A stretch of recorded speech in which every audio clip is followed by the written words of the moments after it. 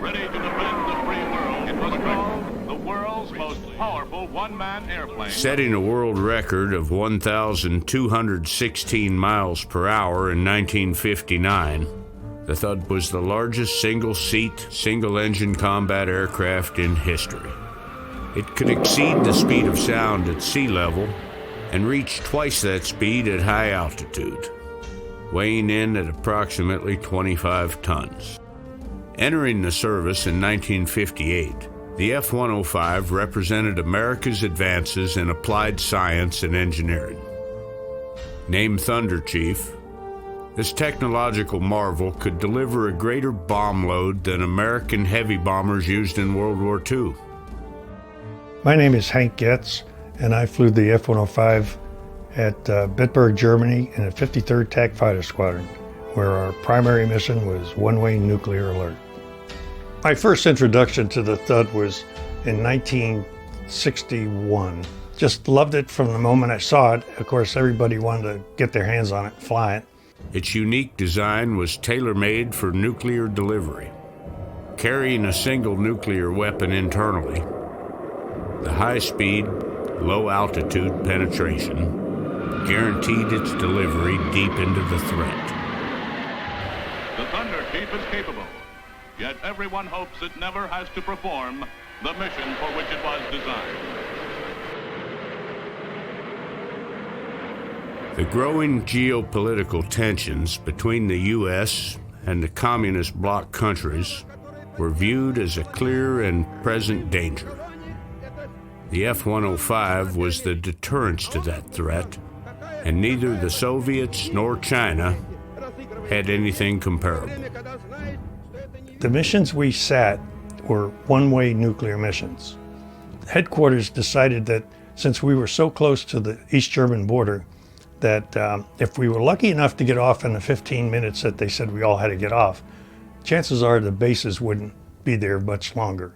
So there was no reason to plan return fuel because the bases probably weren't going to be there. So everything was one-way missions, enough fuel to get to your target, deliver the weapon, and then get out to what they called a safe zone, where we were told there would be people there that might help us. I always figured the safe zone was somebody else's target, and it probably was. We had these little kits that they gave us when we went on the alert pad.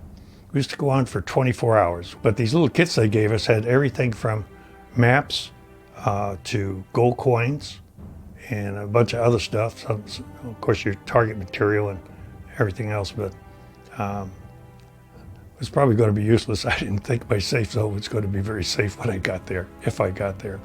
In 1962, the Cuban Missile Crisis sprung up. Ultimately leads to war. This nation is opposed to war.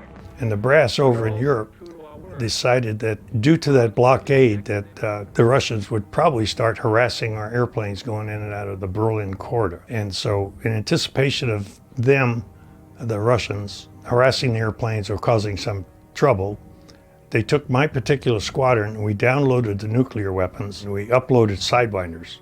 And instead of Victor Alert, which was 15 minutes nuclear, we set Zulu Alert off the end of the runway sitting in the cockpit with guns and Sidewinders. Just in case something happened, we were never told what we were going to be allowed to do if we could ever get airborne. After a few days of that, everything kind of cooled off and we went back to normal and the situation had resolved itself. Thud pilots would soon realize their primary mission was about to change, and the F-105 would be forever etched in history. A red storm was rising on the horizon, far off in the once French colony of Indochina. At first, the United States only provided limited air operations in South Vietnam to support the South Vietnamese Army forces against Viet Cong insurgency. I flew L-19s on the Mekong Delta in 1962. And I probably got 50 missions, but you couldn't call it combat because we weren't in battle, so I forget what you called it. But we would fly low enough that we were looking in the doors of the huts. And then I remember a guy came running out and he's pointing a rifle at me and he's tracking in the gun and I can see it jump didn't hit, he missed. So we would go back and get a ranger company of about 100 irregular, some of them were Chinese, some of them were Vietnamese, and go back up and kill them all. And I remember one night they set off a grenade next to this 2-story hotel I was in Kento, and so I ran down. We all carried guns. And there was a toddler lying on the ground, just a baby, and I picked him up. And he didn't move, but his mouth kept opening and closing. And I ran out the street, and there was a taxi, and I said, "We're going to the hospital." And he said, "He's not going to get involved." I had a gun. So he got involved. We went to the hospital, and I delivered the little kid, but that was it. But so I was there for flying the L-19. And then we went back in 64 and 65, TDY bombing, and then I went back in 67, 68 for the 100 missions. Soon, the U.S. resolve to contain communist expansionism would be tested by relying upon gallant Thud pilots. Given their unchallenged ability and capacity to carry a 14,000-pound weapons load, the Thud was sent to be the primary aircraft to deliver the heavy bomb loads to the targets in North Vietnam. On March 2, 1965, the United States launched Operation Rolling Thunder. It was no surprise it was codenamed Rolling Thunder. After all, the Thunderchief, operating out of bases in Thailand, flew 75% of all Air Force bombing missions during this campaign. This marked the first sustained American offensive on North Vietnam and signaled a major expansion of U.S. involvement in the war. We're off to bombing these people. We're over that hurdle, and I don't think anything is going to be as bad as losing, and I don't see any way of winning. The massive bombardment was intended to only last 6 to 8 weeks and bring North Vietnam's communist regime to its knees. It didn't. As you know, we have lost about 500 aircraft attacking the lines of communication and other targets in North Vietnam. Hi, my name is John Casper. I was fortunate enough to fly the 105, the Thud. It was the greatest airplane I've ever flown, and guys ask me, they say, "Well, what's your favorite airplane?" And I go, "Well, it's the 105, and they'll say, "Why?" I say, "It's the airplane I went to war in." And it was a delight to fly. And I might add, I managed to fly the F-5, the F-4 for a little while. I flew the A-10 for a long time. I flew the F-16, and the last thing I flew in the Air Force was the F-15. And of all of those airplanes, and it had a lot more capability than the Thud, the 16 and the 15, the Thud was still the jet that I really loved flying. So there I was, 23 years old, a jet fighter pilot, and my first assignment was Korat Air Base, Thailand, to fly combat. So that was my initial training. We got to Korat, and lieutenants were in short supply, I found out. Most of the reason was everybody was busy getting shot down. And little did I know that I was going to get to do it not once, but twice. I mean, by doing it, I mean getting shot down. On my 8th mission, we were up basically trying to drop bombs singly into a cave in southern North Vietnam. When all of a sudden somebody yelled that they were shooting at us, and the next thing I heard was a big explosion. Fire lights came on, all the warning lights came on, and shortly thereafter the airplane basically started going end over end on me. So I ejected. And the funny part about the ejection was about 2 days before, one of the lieutenants in the squadron had gotten shot down, and he said when he ejected, when the canopy came off prior to the seat firing, he said, "Holy cow, you can really see good with the canopy going." Funnily enough, that's exactly what went through my head when the canopy came off.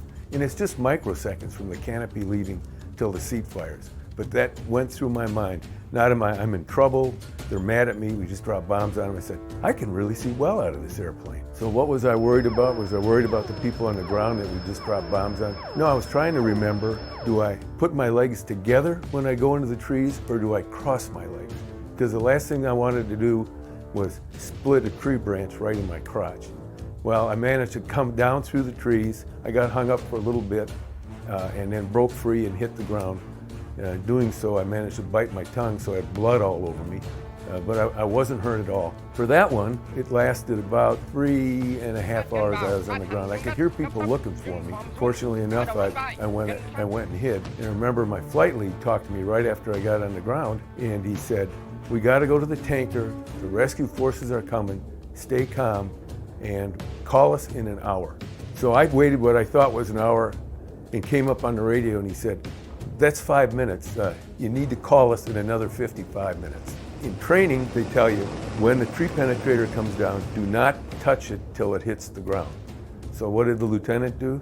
Well, I had to try to jump on it before it hit the ground. Due to static electricity, it knocked me right on my butt. I mean, it was incredible. So I finally got in it, get strapped in the tree penetrator, and tell him, I'm on the hoist, you can haul me out. Well, about that time, as I'm coming up through the trees, the helicopter had some kind of a problem, and he had to break his hover and start going. So he dragged me through the treetops for about a quarter mile. As far as I was concerned, they could have dragged me all the way back to Thailand. And they got me on the chopper finally, and then the next problem they had was they're trying to leave, and I'm trying to hug and kiss everybody in the helicopter, which is a common thing for guys who've been rescued. So they finally got me to settle down, gave me an airline miniature of booze of some kind, which they carried, and dropped me off at another base in Thailand for the evening. Believe it or not, the next day after the flight surgeon looked at me, I was back in the airplane, flying in the exact same area I went down the day before. So they didn't give me any rest at all. They said you're good to go. I felt like there was nothing in that airplane that I couldn't get out of. It could pull all the G's you could pull. It could run as fast as you could run it. It was just a good airplane, and you look good on the ladder. It's been said that a dog is the only thing on earth that will love a fighter pilot more than a fighter pilot loves himself. In 1966, after tours to Takali, Major Merrill Ray Lewis loaded up man's best friend on a C-130 to accompany him on another tour at Korat. He'd raised Roscoe as a pup and had named him after his friend, Captain Roscoe Anderson, who'd been killed earlier in an F-105. Roscoe never left Ray Lewis's side and would sit and wait for his return when he flew off on his missions up north. One day, Major Merrill Ray Lewis did not return. And Roscoe nearly died from a broken heart. He wouldn't eat and just sat waiting for him to return. Major Merrill Ray Lewis was declared missing in action. Soon the 34th Tactical Fighter Squadron adopted Roscoe. Or maybe it was the other way around. Roscoe, now the official mascot, quickly rose to the honorary rank of colonel and pretty much owned Korat Air Force Base, including the Officers Club and mission briefs. He had his own chair next to the wing commander, where Thud pilots would observe Roscoe's response to the brief. If he instinctively sat up, poised and alert, the pilots braced themselves for what awaited them over the target. If he was asleep or bored, the mission was going to be a piece of cake. In 1975, Roscoe died at one of his favorite spots, the Korat Officers Club. I'm Giles Gaynor, retired Air Force Lieutenant Colonel, who retired about 43 years ago. The F-105 was the biggest flying airplane in the world. When we first had the missions going up north of Vietnam, we were not allowed to bomb half the targets that we ended up getting later. But we couldn't go to the airfields and bomb them. We couldn't go to forts and bomb them. There wasn't hardly anything we could drop bombs on except maybe a a bridge, and every time they said to drop the bridge, you could see on the side of the bridge there was a road already taken care of. They already had every one of them worked around. The fear of the Soviet Union and China entering the war paralyzed the U.S. military. For U.S. pilots, compounding this threat were the insane rules of engagement and targeting decisions coming directly out of Washington. The skies over North Vietnam became a shooting gallery, with the hunters becoming the hunted. I'm Gary Barnhill. I flew the Thud out of the 562nd Technical Fighter Squadron at Tok Lee, Thailand in 1965. My tour of bombing missions in North Vietnam was the last half of 1965. And at that time, we could not touch the SAMs. We saw the SAMs being unloaded in Haiphong. We saw them being set up. We had to overfly them. We couldn't touch them. And then when they finally proliferated and were all over the place, then they said, oh, okay, now you can get the SAMs. So that was the biggie. We had to overfly the MiG bases. We saw them down there. We couldn't touch them. We should have bombed the airfield. So those two things cost us dearly later on. Contrary to the skies over Berlin, Tokyo, and even Korea, the battle space over North Vietnam was nothing like anyone had ever experienced in aerial warfare. For the target planners, North Vietnam was divided up into 6 sectors, which they titled route packages. The impregnable Route Pack 6 soon became second only to Moscow in anti-aircraft defense.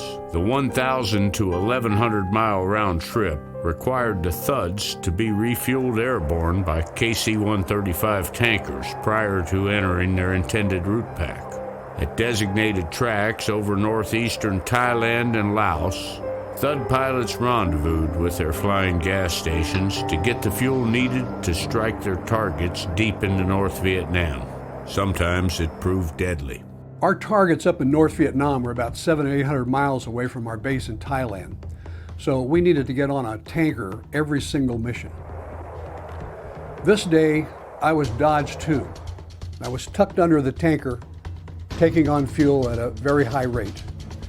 The wingman, Dodge 3, John Betts, was waiting to get on, and he called out in a very authoritative voice, Dodge 2, you're gushing fuel, you're gushing, back off, you're on fire, eject, eject, eject. I backed off, I punched out, what we call ejection. What had happened was the tanker, which was pumping in fuel at a very high rate, automatic shutoff valve didn't work, and so it ruptured the internal tanks, and they vaporized around the body of the 105. That went into the engine, and all that fuel blew up. That fuel that was vaporized was being sucked into the engine. Jet engine is just suck, squeeze, bang, blow. Anyway, the time from being on the tanker to the aircraft blowing up into 2 big fireballs was 6 seconds. And John Betts, who saw the whole thing, reckoned that I beat the explosion by 1 second. So I went from going about 425 miles an hour over the ground to bam, 0, opening shock. Everything opened automatically. And I now find myself 3 miles above the ground, 14,000 feet, hanging in a parachute. My first reaction was, I can't believe this is happening to me. This is supposed to happen to the other guy. It was about a 10-minute ride down from 14,000 feet, and awaiting me was a menacing forest. In fact, one pilot had been impaled on a tree limb in the area of his testicles, landing in that forest. The parachute is not like what you see in the movies where they guide it around. The parachute is stable. It's literally like riding the elevator down. You're just along for the ride. You cannot steer it. And yet I needed to find an open spot, there were a few, in the trees to land safely. We were taught in a lecture in survival school that if you take the little hook-shaped knife, which you have in a pocket, and you reach back here and you cut these risers and you cut these risers, one of your panels will blow and you'll get a little bit of momentum and you can steer the chute modestly. I'm hanging in the chute.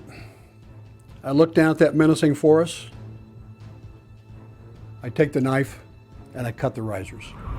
With the risers cut, I now had a little bit of steerage and I was able to find a spot in the forest and basically land on my feet uneventfully. So now I'm on the ground. The other members of the flight had aborted their mission, and they were now directing a helicopter from Thailand to come and pick me up. But they got low on fuel, and so the Dodge leader said, "We're bingo fuel, we're out of here, but you're golden. The helicopter is inbound, and he's reading your emergency beacon from the little handheld radio. So you're okay, buddy. See ya." So great news. The chopper is inbound. He's reading my emergency beacon, but what the heck? I thought I would have a little fun. In the survival vest, we had smoke bombs. We had Roman candle kind of flares. So just for fun, I shot all this stuff off. Big orange smoke bloom, whatever. The helicopter came in. He landed. I jumped in. We shuttered. We took off. I learned later he'd had radio failure. He couldn't find me. And the only way he found me was that little 4th of July display I was putting on down there. So we landed back at Naked Fanny, Phnom Penh, which we had a hard time pronouncing. We called it Naked Fanny. And I was rushed off to meet some general. And then after I got released, I didn't get a chance to thank the helicopter crew. There were 183,000 aerial refuelings in the Vietnam War. I was the only guy that blew up on a tanker. So now I'm a TWA co-pilot. We're on a layover in Philadelphia. I'm having breakfast with the flight engineer who I didn't have a chance to talk to earlier in the day. And he asked me, what did you fly in the Air Force? I told him Thuds. He said, "You flew Thuds?" He said, "I was a helicopter pilot. I rescued 5 Thud pilots." He said there was this one crazy guy. He blew up on a tanker 1 second before it exploded. This was Bill Worstrom, the pilot that rescued me. Air refueling was an integral part of the missions up north. The KC-135 crews were indispensable to the Thud, and on many occasions enabled pilots to return home safely. Due to the fortified air defenses within North Vietnam, KC-135s would have to penetrate into North Vietnamese airspace to rescue Thuds short on fuel or suffering from battle damage. Technology was changing aerial warfare. Radar-controlled anti-aircraft artillery, new MiG fighters, and surface-to-air missiles known as SAMs made it lethal. The Soviet Union and China ensured the North Vietnamese had one of the most sophisticated air defense systems possible in the world. It was effective. North Vietnam shot down over 2,500 U.S. aircraft. On April 4th, 1965, the first Thud pilots of the war were killed in action at the vital target Than Wap Bridge, known as Dragon's Jaw. The road and rail bridge was a strategic passage for supplies and reinforcement for the Viet Cong. Losing 3 aircraft at Dragon's Jaw was an ominous indication to what lay ahead for the Thud pilots. It was clear it was going to be politically fought. The first Thud pilots killed in action were a result of MiGs and lay at the feet of Washington's nonsensical policies, which gave the MiGs free rein. Their irrational and downright dangerous orders that all air bases were prohibited targets meant the MiGs could only be destroyed in the air. Saying that our failure to bomb the North Vietnamese airfield is costing us hundreds of planes and hundreds of aircraft. It's based on our desire to avoid widening the war, to seek to obtain our political objective, which is a very limited objective, the smallest possible cost in American lives. We think the present tactics are best suited to those 2 objectives. It quickly became evident American airmen would be nothing more than sacrificial pawns in a massive political chess game between the U.S. and 2 communist superpowers. Crucial targets that would have ceased North Vietnam's ability to wage war were deemed off limits by then Secretary of Defense Robert McNamara. McNamara exacerbated the situation even further when he began to identify areas by 10 and 30-mile circles of prohibited and restricted areas of operations. The North Vietnamese used the rings as sanctuary, placing deadly anti-aircraft weapons to shoot down Americans right within the edge of the circle. There were so many things of the ROE and that show that made absolutely no sense. And the guy that invented that pod formation should be executed. The idea of putting 16 airplanes together and then slowly trolling across at 18,000 feet with all kinds of stuff shooting at you, MiGs coming through, missiles blowing through the formation, and you had to sit there. But I remember trying to change the tactics. I was the captain, and the colonel said, "You're crazy. These tactics are written in blood, and we're not changing them." So we go in and right away, MiG-21s come out of the Chinese buffer zone, nail one of the F-4s, blow into our formation, nail one of the CBU carriers. The other guys dump CBUs. The Weasel's under the flight. He gets hit by a CBU and kills the guy in the back seat. Only 2 of us made it to the target, and it was the new wing commander. The other 2 had been shot down. And I don't know what happened to him on the mission, but a week later he died of a heart attack. So it's just a bad idea. But the idea that you got a spot you can't go into, then you got targets you can't hit even though you see guys coming up to get you. And the whole thing was a mess. But I guess the thing that's the scariest, it was one of those stupid missions. We're passing Guillaume Airfield going to the on-base storage area, all the way across the Delta. And the missiles are just, there must have been a dozen in the air. They're just blowing through the formation right and left. I'm number 4 in the lead flight, so I'm stacked high, and number 2 on the second flight is next to me, and he kept moving in, and I'm watching him. But I'm also looking down at the ground, and there's a gun sight. It looked like a ring of fire. Every time that thing fired, there was a big ring of fire on the ground, and then there'd be a delay, and then all explosions in the formation. I thought, I'm getting that guy on the way out. So about that time, I'm watching this missile come off at 10 o'clock, and I think, oh, it looks like me. So I pushed over. I went down maybe 1,000 feet, and it didn't change, so I'm pulled back into formation, and it's still coming. But as it went under, I rolled, and it went under me, and when I rolled back, it hit the guy next to me. And it was an enormous fireball, bigger than the airplane. I thought, wow, I didn't know it'd be that big. But pretty soon the airplane comes out still looking like a 105. The wings are still on it.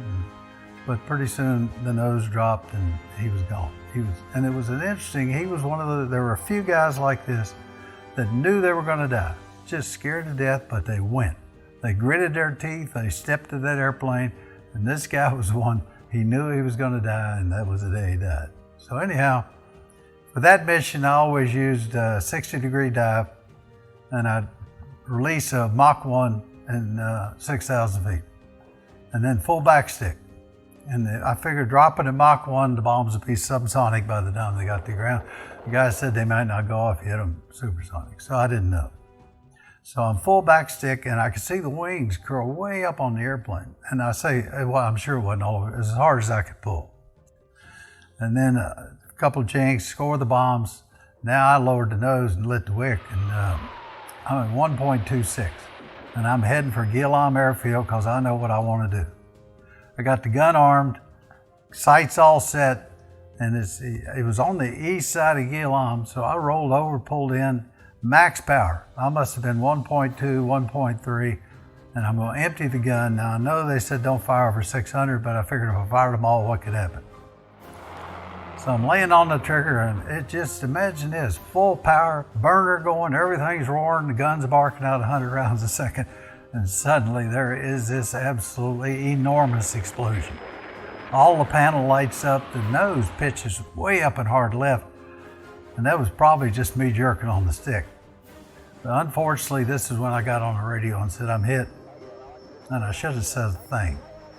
Because now I'm coming around, I'm over Hanoi thinking I got a crippled bird, but the air turbine motor restarts. I'm like, wow. So the generator restarts. Pretty soon, everything's back on. I'm back in burner, lowered the nose, kicked it up to Mach 1, I'm heading out. And I get on the tanker, and the other guys say, what are you doing here? And I said, I don't want to talk about it. The Rolling Thunder campaign, now in its second year, had reached a new phase. In 1966, with no hint of diplomatic progress, President Johnson began to take the gloves off. The first petroleum, oil, and lubrication storage site 4 miles from Hanoi was cleared to strike. Thud losses continued to mount to levels where pilots began to wonder if they were strapping into their cockpit or their coffin. Over 100 Thud pilots would spend close to 7 years in innocuous Vietnamese prisons. My name is Murphy Neal Jones. I'm a retired Air Force colonel. In 1966, I volunteered to go back TDY and finish up my 100 missions. And on June 29th, 1966, I was one of a handful of us that were selected to hit Hanoi for the first time. And we had bombed all over North Vietnam for all those years. But on this particular day, President Johnson had personally approved an attack within the 30-mile radius of Hanoi. And our target that day was a Hanoi POL. There were 24 F-105s taking part in this raid. I happened to be in the last flight flying the number 2 position that day, and we were carrying 8 750-pound bombs. When we crossed into North Vietnam from Laos, in the last 50 miles in, it was nothing but anti-aircraft fire. And suddenly I took a direct hit just in front of the cockpit. I was in a slight right bank, and the round hit just under my feet, coming up into the cockpit. The whole bottom of the airplane disappeared, and I squeezed the triggers and went through the canopy. Parachute open, I never swung, I hit the ground. And about 100 yards away were about 30 North Vietnamese soldiers with AK-47s running toward me. Pulled my trusty .45 automatic that I had on my right hip. I looked down to my left side, and my arm was completely broken, about 3 inches below the shoulder. Shoulder was dislocated, and I cocked it level down on him, and when I did that, they all dropped on the ground and leveled their AKs toward me. And I guess at that point I decided what John Wayne raised my hand over my head. Of course, I couldn't raise the left one. One of the other soldiers came running up and grabbed the left arm, and he put it in a hammerlock. Now, I'm a big guy, and I was in a lot better shape back in those days, having played football, played center and linebacker at Tulane. And I hit this guy harder than I've ever hit anybody in my life, and I shattered his face. They put a rope around my neck, they stripped me of all my clothes, left me standing in a pair of white undershorts and a white t-shirt. Nobody spoke English. As it turned out, I had 6 broken vertebrae, both my ACLs and my knees were torn, shrapnel on both legs, dislocated shoulder, the broken arm, and lots of cuts and bruises. At that time, I said, I'm badly injured. He said, later, what is your name? I gave that to him. He said, what is your rank? I said, captain. And then he said, what base did you take off from? I said, I can't tell you that. I can only give you my name, rank, serial number, date of birth. They grabbed the broken arm, drug me out in the middle of the floor, and when they did that, they at least relocated the shoulder. Put the arm in a hammerlock, tied my ankles tightly with ropes, put my arms behind my back, tied the wrists very tight with ropes, then pulled the elbows together and tied at the elbows till the elbows were touching. And then they put another rope from the ankles up to the rope that was around the elbows and pulled me up backwards. And they started kicking and beating. This went on, I'm guessing, 2 or 3 hours. They untied my arms, led me outside with a rope around my neck, made me kneel on the ground. One of the soldiers walked up behind me and he stuck his rifle to the back of my head, stood there a couple seconds and pulled the trigger on the empty chamber. What do you think when you think you're going to die? I really didn't care at that point. It was hurting so bad. This is over about 5 hours. And then I said, you know, they're not going to kill me. But when I heard the click, the funniest thought went through my mind. I said, damn, that's a slow bullet. I didn't know whether I was dead or just waiting for something to feel. And then 3 photographers came out of the building, took some pictures and movies of me there. Took me back inside afterwards, retied the arms the same way, retied or put a blindfold on me this time. They swung me up into the back of the truck. It really hurt when I came down on the broken arm. And we would take about an hour ride through a part of Hanoi that was filled with the Vietnamese that lived there, throwing bricks, rocks, whatever they could. We ended up at the International House where they're having this huge press conference. They kept me out in kind of a courtyard, and I hadn't had anything to drink. Since I had been shot down, I was thirsty, and I said, I need some water. He said, later, I said, I'm not going anywhere until I get some water. Well, I ended up getting a large glass of water with ice in it, which I drank, and that would be the last water for 2 days.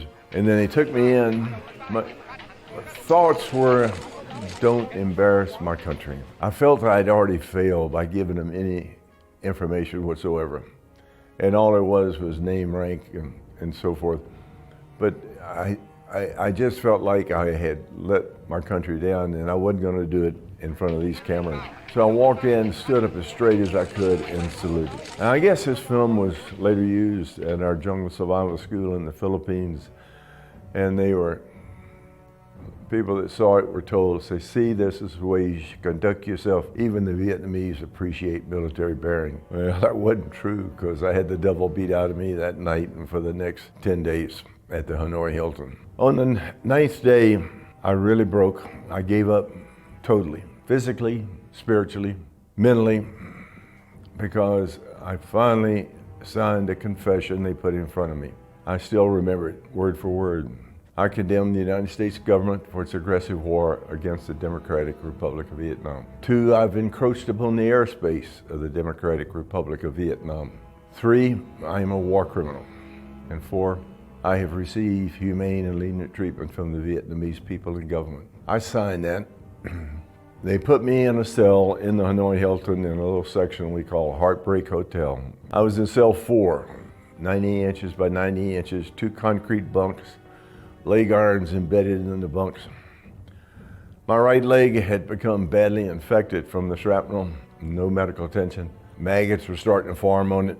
It was turning black. And on that 9th day, a female guard came in, and she looked at the leg, and she pulled something off, stuff shot out of it. She screamed and left, came back with the interrogator, and they talked, and he said, your leg is very bad, we must cut it off. And I said, no, you're not going to cut my leg off, I'd rather die. So Neil Jones gave up, and I wanted to die. That night, they put a guy in the cell next to me in cell 3. No sooner had the guard left when the voice came out, where's Neil Jones? And I tell you what, just hearing my name by another American, I must have bounced a foot off that bunk. And I said, right here, who's that? And the voice came back and said, Neil, this is Dave Hatcher. And Dave Hatcher was a good friend, a captain, F-105 pilot. Dave was shot down, at least 30 days before I was. And we didn't know what had happened to him, whether he was alive or dead. And I said, my God, Dave, you don't know how good it is to hear your voice. How did you know I was here? He said, well, I was in a camp near here called the Zoo. And we have loudspeakers in each cell. And every morning and every night they play the Voice of Vietnam, or Hanoi Hana, as we call it. It was the 30-minute propaganda broadcast in English aimed to the soldiers in South Vietnam. He said the same day you were shot down, they announced that night. So at least I knew my family knew I was alive. I asked Dave how he was, and he said he was fine. And then he asked me how I was. And I said, Dave, I think I'm going to die. He said, there's only one thing to do, and that's to pray a lot. I pray all the time. Well, I prayed that night, not for why me, God, but give me the strength to do what I have to do. And I finally slept a little that night. And I woke up the next day and I knew I was going to make it out of there. And never gave up after that. I found out 4 years later that Dave had just been tortured when he told me that. And he happened to be in a large group that was paraded through Hanoi, and the crowd got out of hand, and a lot of guys were beat in that. But my raid had precipitated the other march, but he never said anything to me. But I had the opportunity to tell Dave thanks in Washington, D.C. at the White House. He had his daughter, and I told her how his dad had saved my life that night. But I go back and I look at the guys that I flew with, the guys that I was in prison with, a bunch of band of brothers. He who sheds his blood with me shall forever be my brother. They're the best friends I've ever had. One thing I learned, one of my dearest friends in my whole life, is a guy named Vizcarra. Vic and I checked out the Thud together. We're at Japan, the same squadron. Flew to combat together. He escorted my wife and 2 young kids back to the United States. And never forgot that, and appreciate it more than anybody knows. But a band of brothers.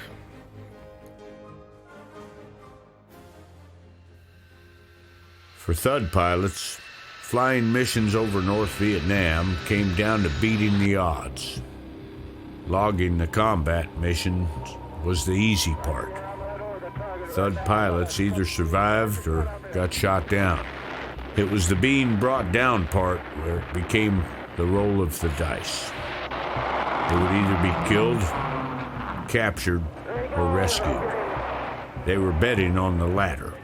Well, I'm Denny Jarvie. Went through training at Nellis. And prior to that, I'd been flying the F-101B in Charleston, chasing Russian bears that were going down to Cuba.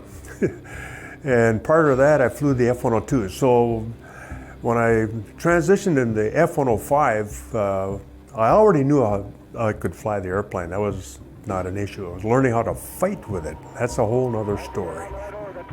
The F-105 was really well suited for the mission that we had in the Hanoi area. That we could carry very heavy bomb load. It could take a really beating and still bring it back. I was lucky. I didn't have a scratch. I never ever, I didn't have a hole in the airplane, nothing. Not even scratch paint. Not true for the guys I was flying with. The Thud was terrific for this particular mission. It was fast. Matter of fact, there's a fellow named Byers that had been hit by a MiG-21, and ATOL that hit him was still stuck in the fuselage of the aft end of the airplane, just underneath the rudder, and with this great big gaping hole. And there's pictures that are around of people standing, well, it's a pretty big airplane. You got to be up on a ladder to be able to get your body up into the wing, but with huge holes, and it brought you home. I happened to be at Crot, and we learned that President Johnson was coming to town. Well, that's a big deal, you know, and so they kicked everybody out of the club. So I had my scotch in hand, and Jerome Omeyer looked on the bar and he pointed at me and he said, you big guy, get over there and you tell the president what you just did. Well, it turned out it happened to be the mission right after the Dover Bridge raid. So I told him about that, and I happened to be the last guy that rolled in on the target on that particular sortie. And it was an active day. But when I looked down at the bridge, I could already see several of the spans were already in the water. So it turned out to be quite an event. Thuds continued to be shot down as the war escalated with no end in sight. And to add insult to injury, a new war had emerged. And it wasn't in Vietnam. Americans back home suddenly began to side with the enemy and began to protest. Pilots risking their lives were suddenly being labeled as child killers. But for the pilots, the war went on. I flew another 20 missions, and on 14 September, we were going up to hit a railroad bridge north of Hanoi. Interestingly enough, there was also a MiG base right near the bridge. I was number 4 in the flight. We raced along low altitude, actually. We came right over the top of Hanoi that day at low altitude. There were about 3 surface-to-air missiles came through the flight. That scared the crap out of me. So I broke one way, and I guess the rest of the flight went the other way. So I rolled in and I dropped 8 750-pound bombs, and as I pulled off, I actually saw them hit the bridge, luckily enough, and I watched a span drop into the river. So I said, man, that's great. And I called, I said, 4's off, and the flight lead says, you're where? I said, 4's off. He said, well, we're 20 miles away.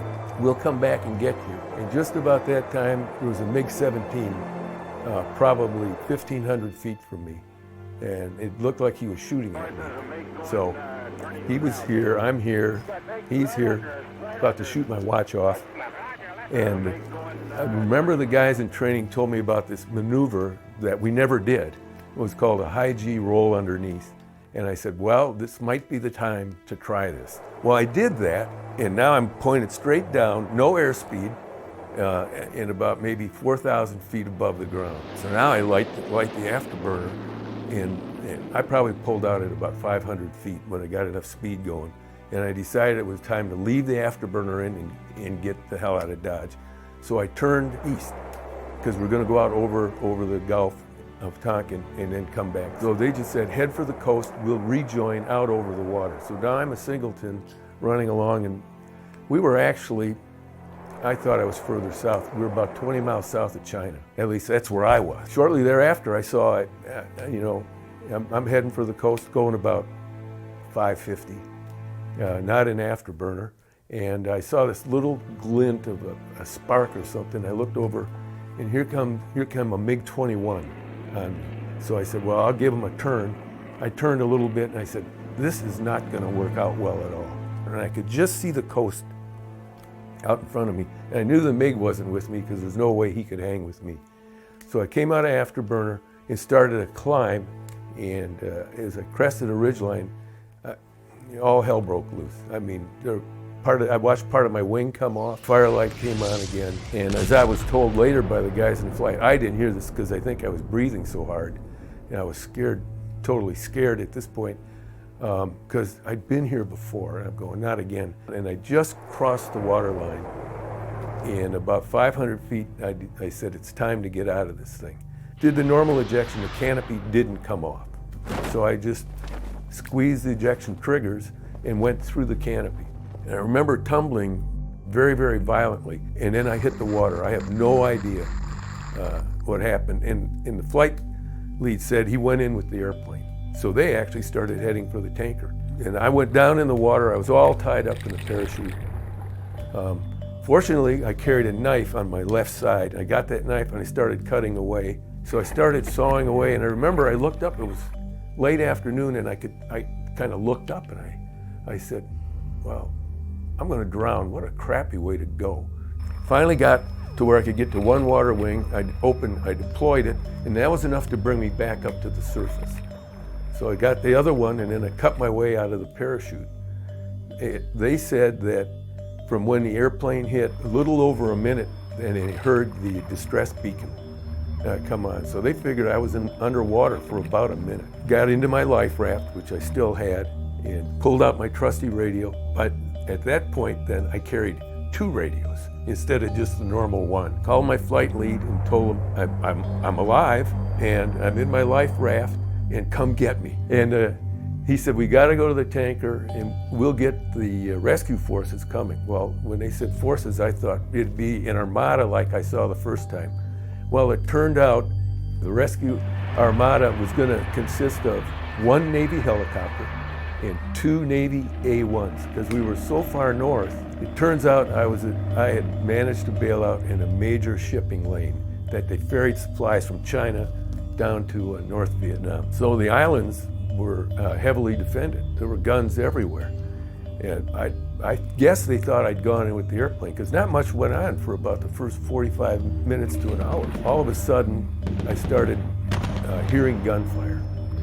And I'm going, uh-oh, maybe they know I'm here. And now I see boats starting to come. And I'm going, this is not gonna be a good day for me. It's a long haul from here to prison. And I really didn't want to play that game. And a little bit later, I hear a lot of gunfire. And my flight lead said that the rescue forces are trying to get in the Navy helicopter. And I learned this later when I met the guy who flew the helicopter and one of the A-1 pilots. They tried 3 different routes to get in to get me. And that was when I started hearing a lot of gunfire. And they had to turn around each time because of the severity of the gunfire. And in fact, the helicopter crew took a vote to see if they wanted to try it again. Well, they did. They found another way in. I'm exhausted. You know, the adrenaline and the excitement, and maybe I'm going to get out of here. And of course, I'm looking, I said, there's 2 A1s, that's it. And this chopper, and everybody's getting a crap shot out of them.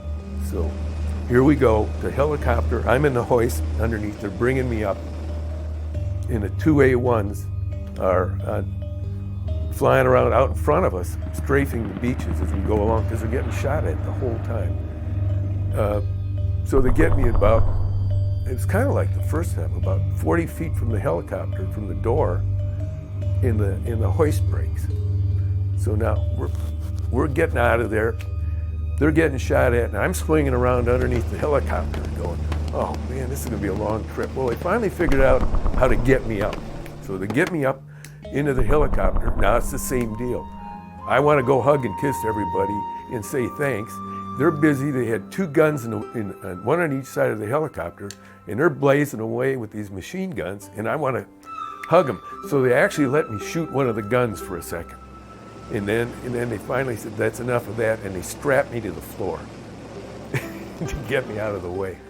So I was saved, and they too had booze on the helicopter, so they gave me a couple miniatures to calm me down. Then I got to thank everybody, and then now the adrenaline's gone. I'm exhausted, which was really, really great.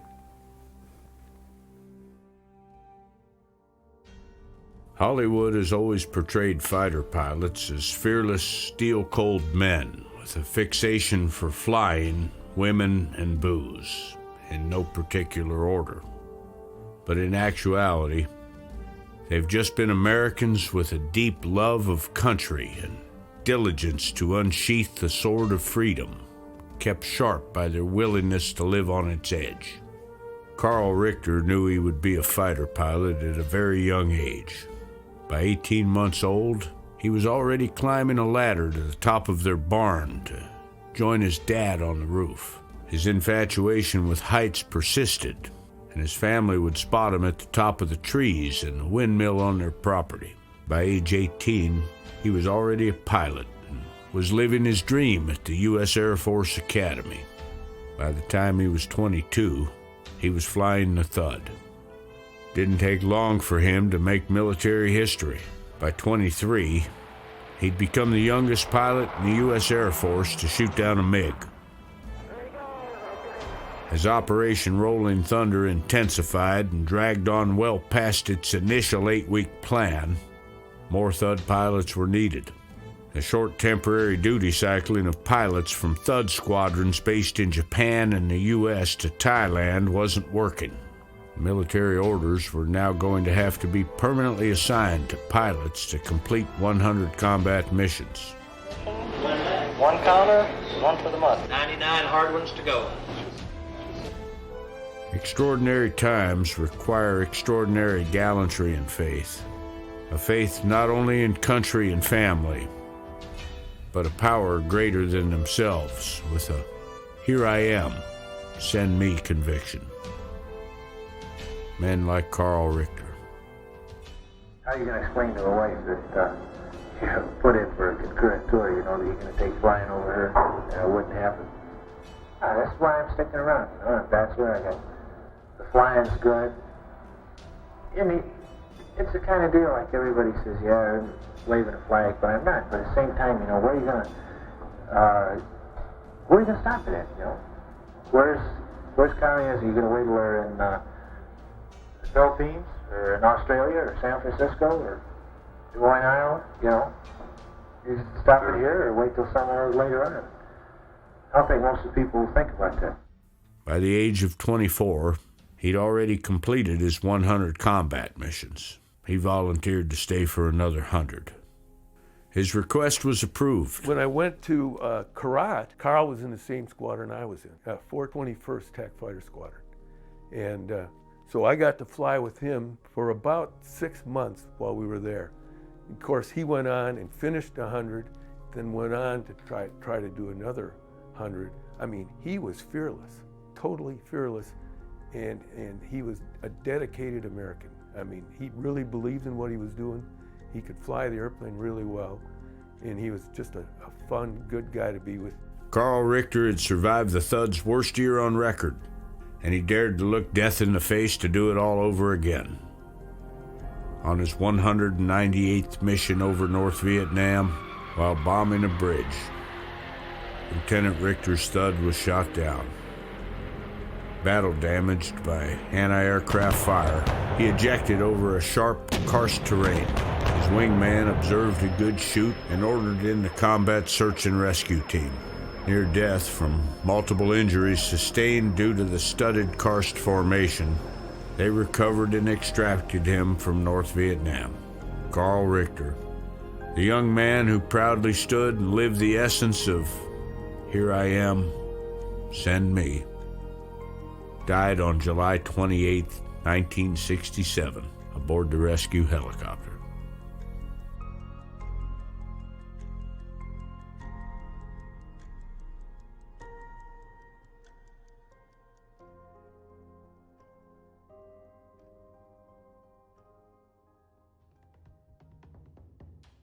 An American hero and World War II ace was about to change everything.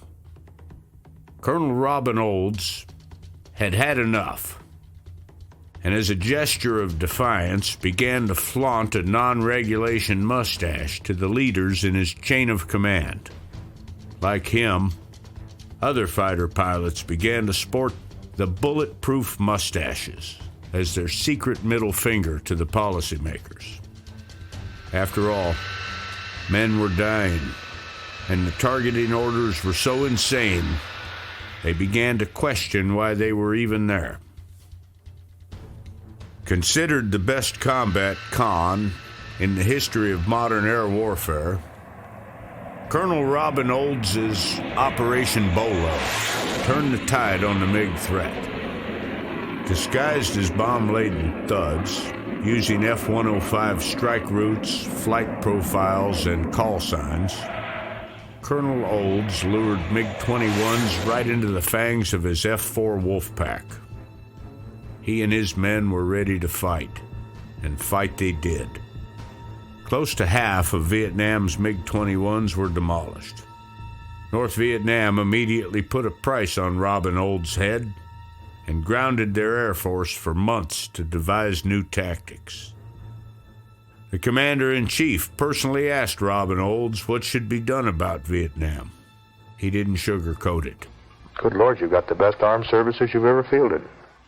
Why don't you use them? One way to stop the darn thing, it's very simple.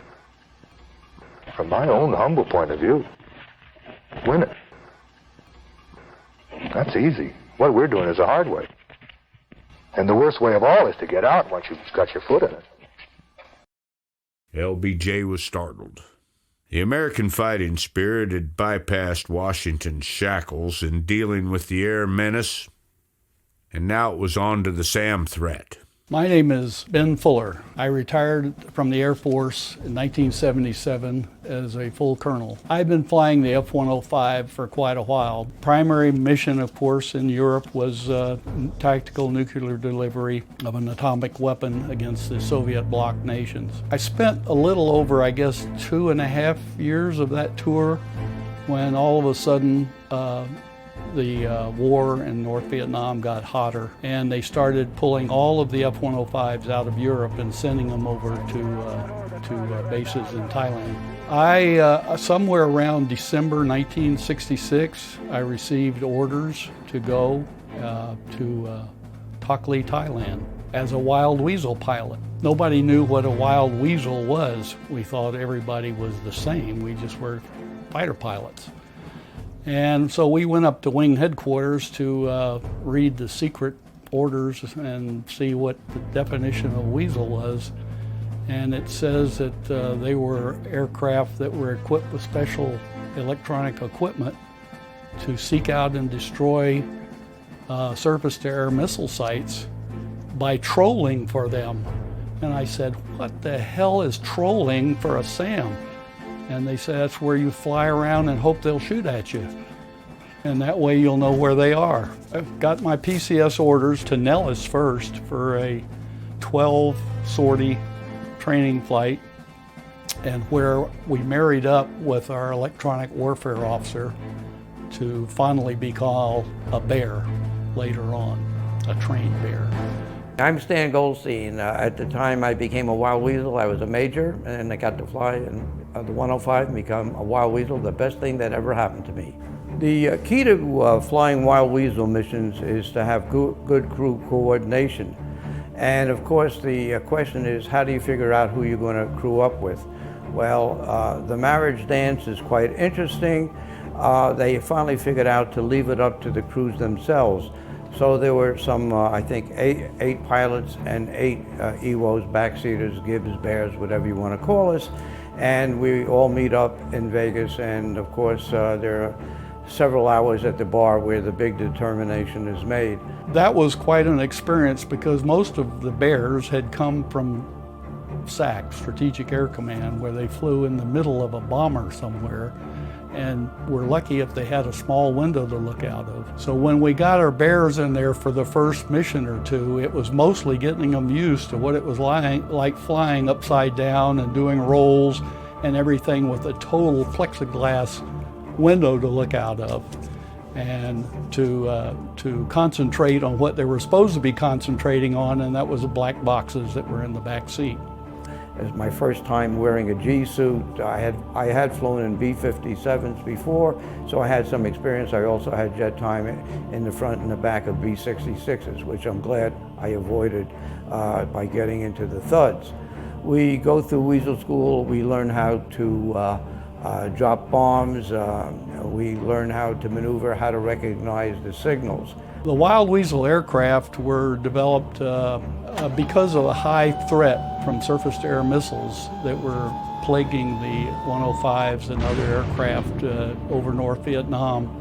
I used to try to describe this pretty much as how this all worked, like the people who carry fuzzbusters in their automobiles to detect what the highway patrol is up ahead, trying to determine your airspeed or your speed of your car, and it emits a signal, and then the fuzzbuster in the car picked up the signal, and that way you knew that you had a threat. It was the same idea with the Wild Weasels.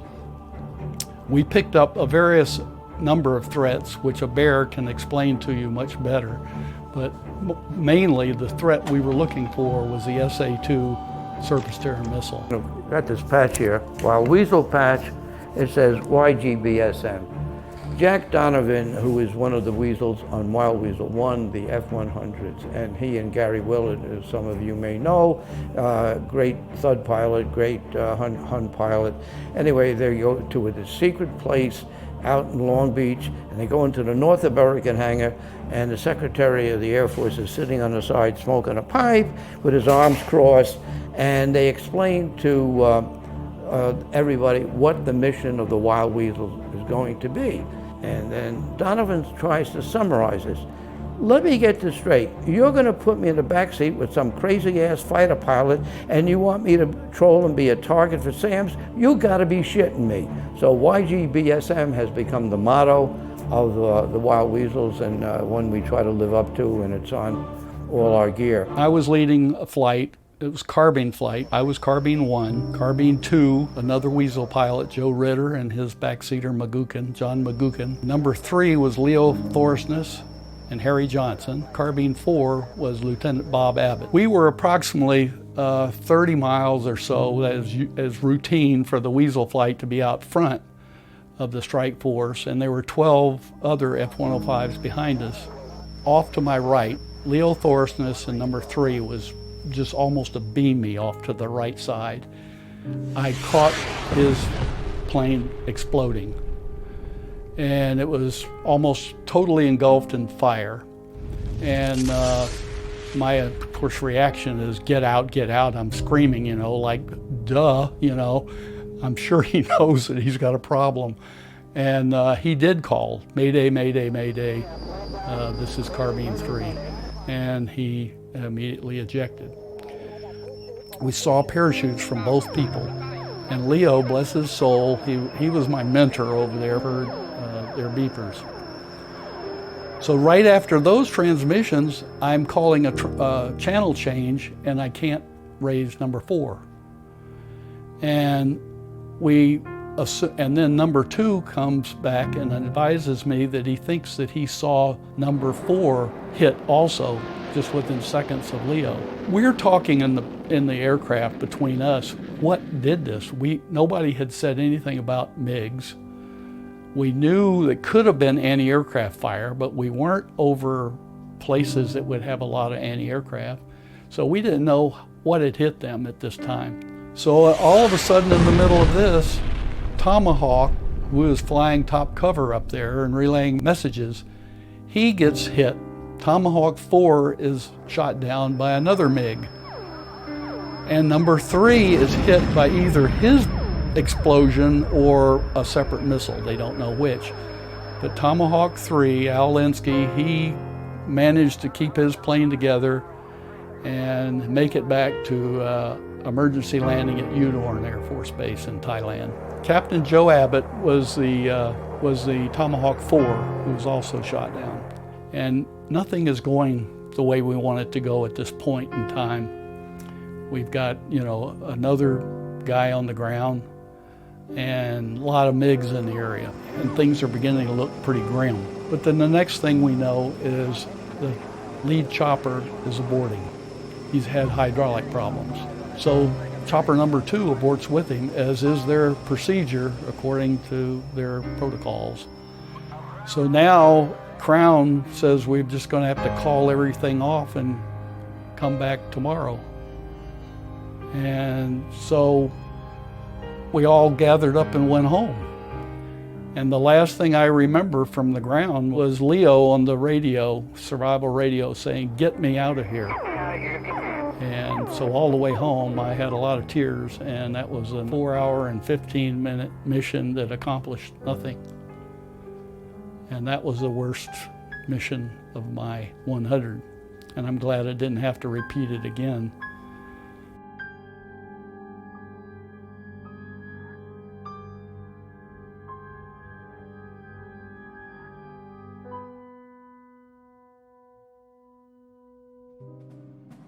Thud combat operations out of Thailand developed an unspoken bond among the officers who flew them and the non-commissioned officers and enlistees who maintained them.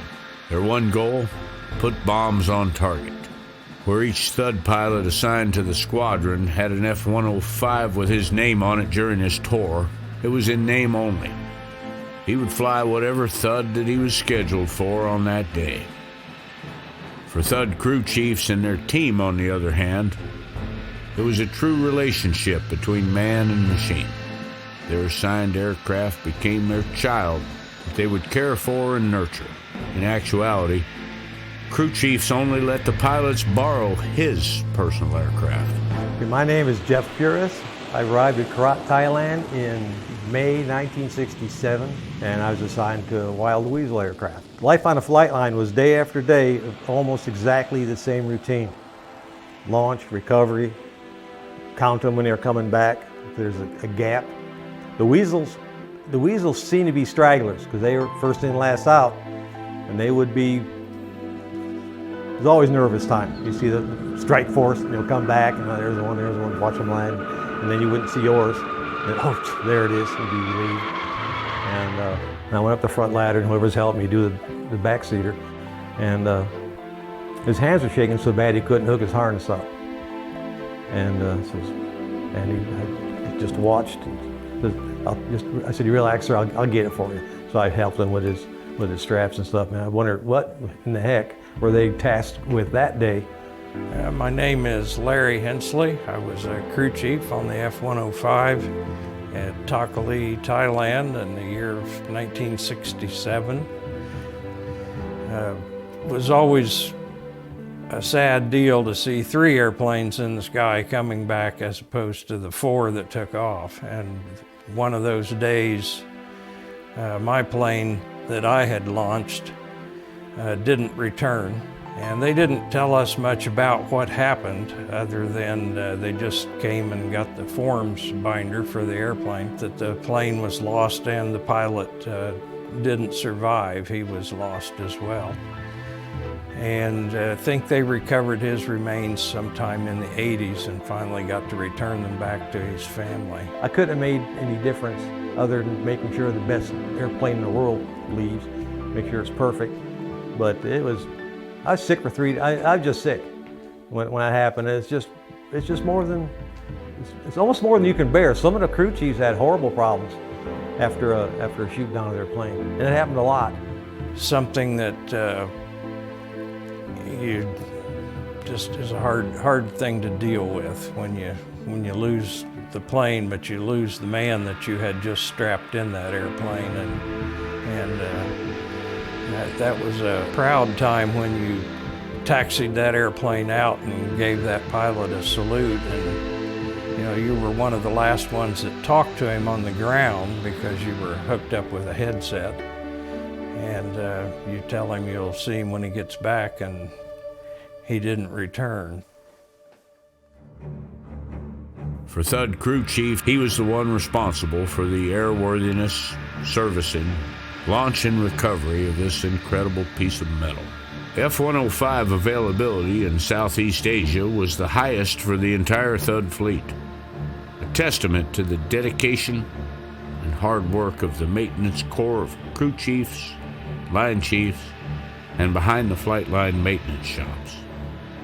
A multitude of maintenance specialists in engines, hydraulics, avionics, and electronics supported the crew chief, along with the armorers and munitions personnel who assembled, delivered, and loaded the weapons. It was an all-out team effort to get that Thud to complete its assigned mission. Outside of maintenance, there were other organizations. Supplies, transportation, security. Took a lot to get the pointy end of the spear to the target.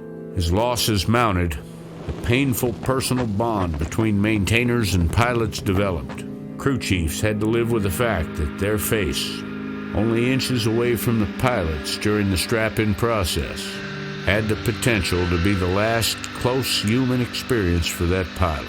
Their emphatic thumbs up signaled to the Thud pilots that everything was okay, and his Thud was ready to fight. Gathering at the edge of the ramp facing the runway, the maintainers would watch their aircraft take off, nudging the man next to him when he'd spot it take to the air. They would prepare their spots for recovery, optimistically expecting their aircraft to return. Sadly, some would not. I'm Vic Vizcarra, and I flew the Thud and did 3 combat tours to Southeast Asia. On 6 November 1966, I was flying in a 2-ship Iron Hand mission. We were searching for 3 new suspected SAM sites above the DMZ.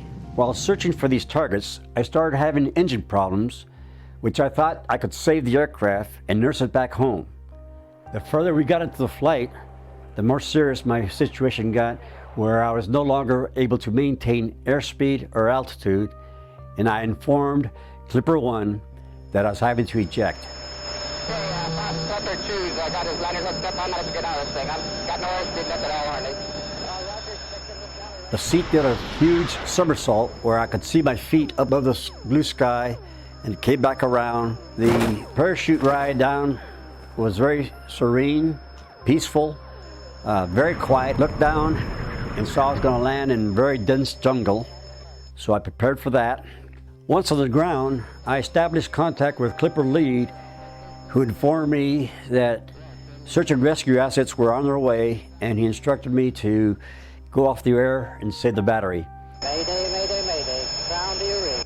Yes, sir. Victor's take it. Then I get lost. My name is Bob Cooper. Late in the afternoon, we were launched on my birthday. We heard from Red Crown that a 105 pilot had punched out due to compressor failure, I think. That's all we knew. My boss on Halsey, Captain LaBourgeois, said, hold in that position, because I was just off the coast. Red Crown then said that no, the Air Force couldn't get there before sundown. Send that poor little H-2 in after him. So in we went. So I went to look for a place to hide meanwhile, and found a cave in which I entered. This was the first time I thought of the family. My boys were only 6 and 5 at the time. I was sure that if I did not get rescued, they would at least still be able to remember me. But I was concerned. I had a daughter that was less than a year old, and she would never know me if I didn't get rescued. So I said a little prayer, And as I finished my prayer, I heard the aircraft returning into the area. I went back out from the cave and made contact, and it was the Sandy rescue that was trying to make contact with me. I had to give it to those guys. They have big brass ones. While I was in the cave, the weather conditions had changed abruptly from when I bailed out, and now we had a huge overcast with one sucker hole. And here Sandy lead tell his wingman, he says, I think I can spiral down through that hole and get beneath the stuff. And here I'm looking at these coarse mountains, the tops of them disappeared into the clouds. That took guts for him to do that. He flew directly over me, and I got all excited, and I informed him he had just flown over me. He did not acknowledge or rock his wings or anything.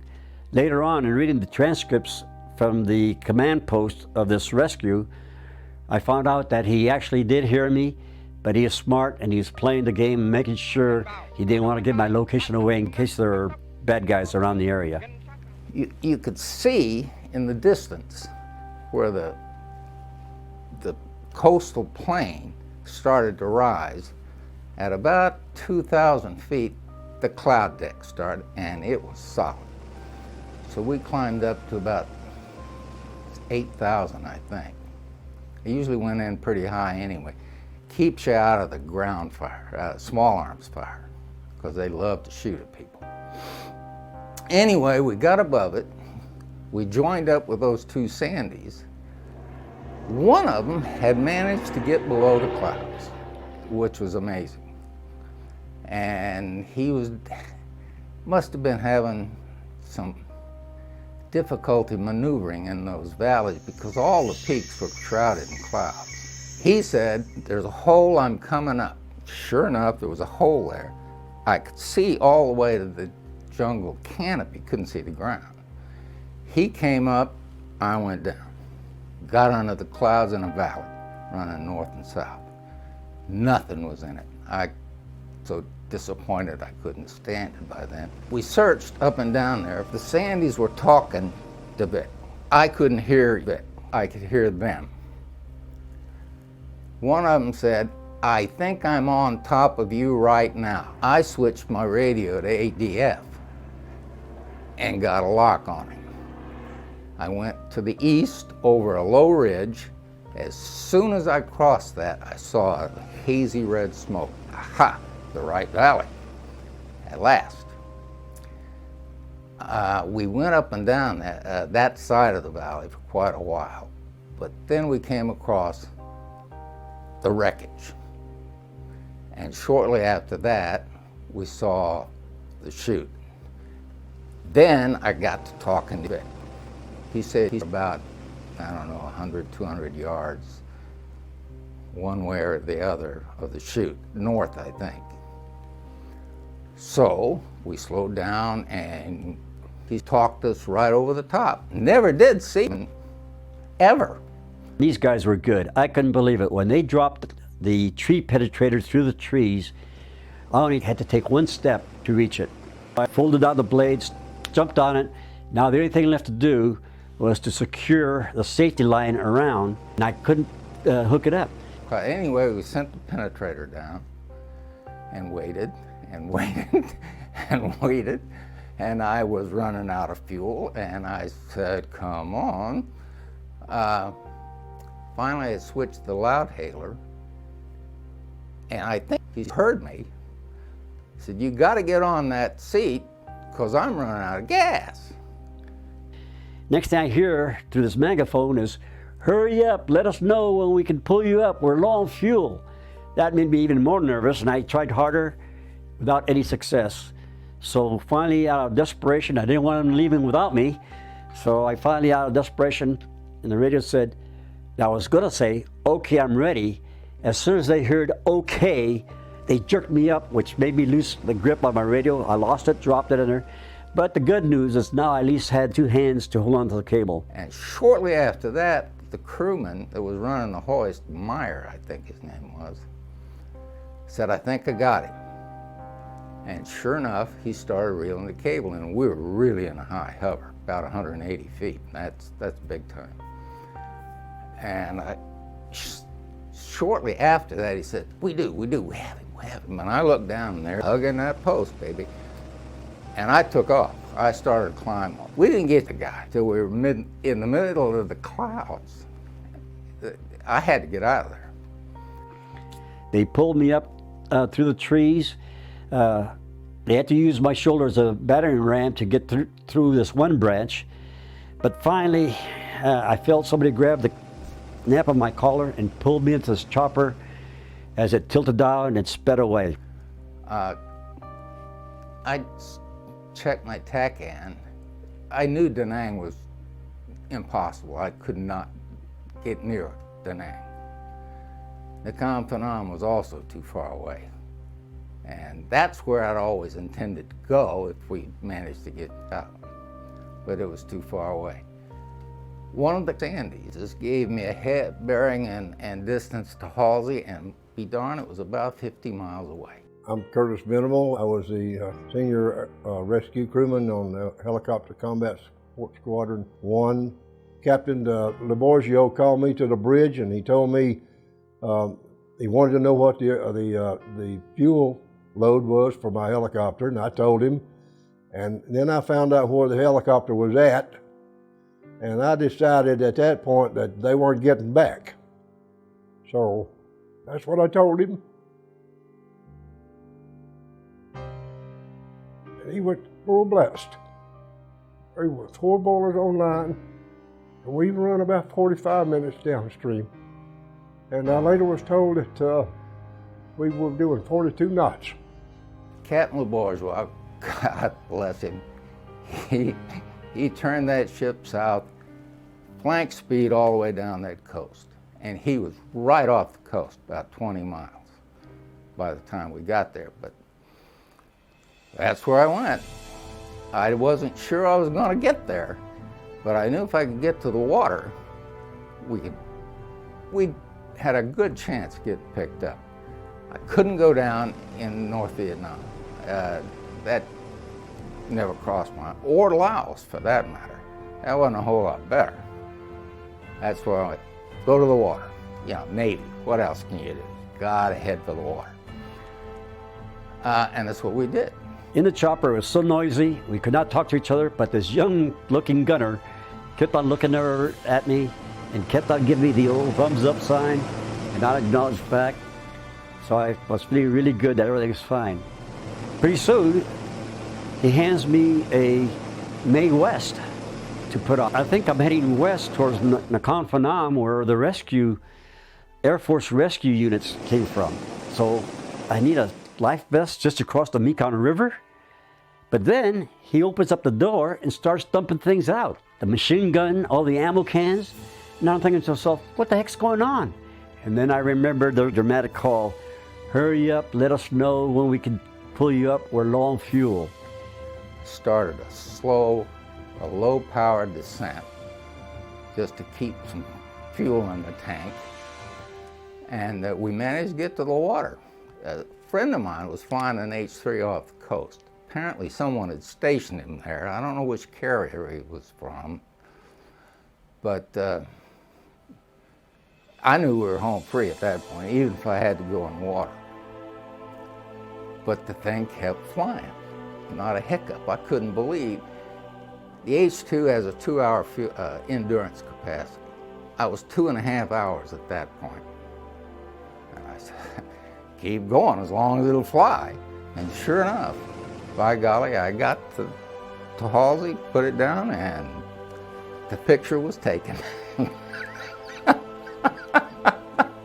Surprise, surprise. And when the helicopter landed aboard, I did the refueling myself, and we had about 5 gallons of usable fuel on board. We almost lost it. And there's like an iconic photograph of me with big bug eyes, and everybody that sees it says, man, you must have been scared. I really wasn't. I was shocked. I was shocked to find out I was on a ship. And of course, the joke in the family is that this was the most expensive Navy rescue ever, and that I had to give him my first and second born because both sons went into Navy Air. On October 31st, 1968, one of the most controversial military campaigns in United States history came to a halt.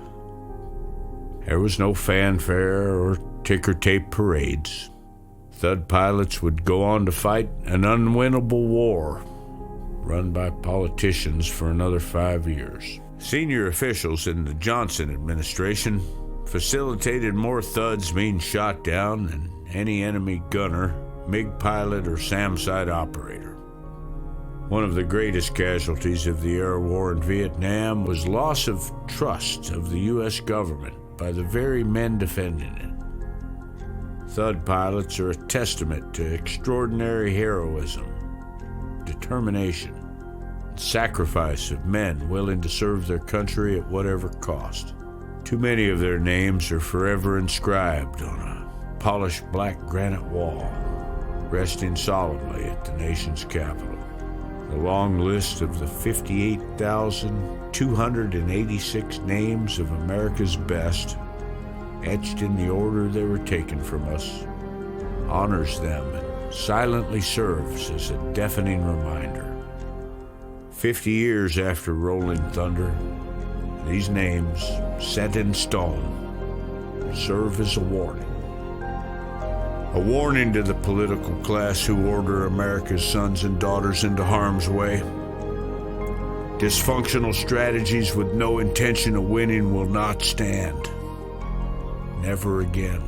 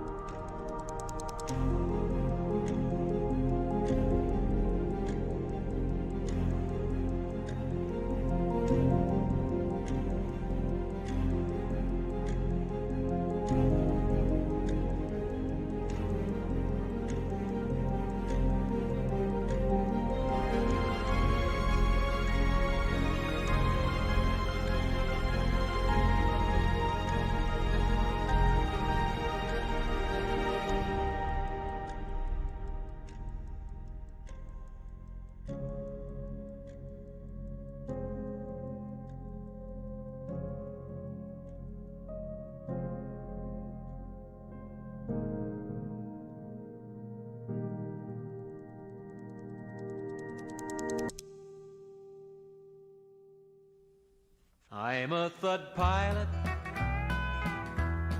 I love my plane. It is my body. I am its brain. My Thunderchief loves me, and I love her too. But I get the creeps with only one seat and one engine too. She's faster than lightning, it says on her dials. To get a Thud airborne takes only 2 miles.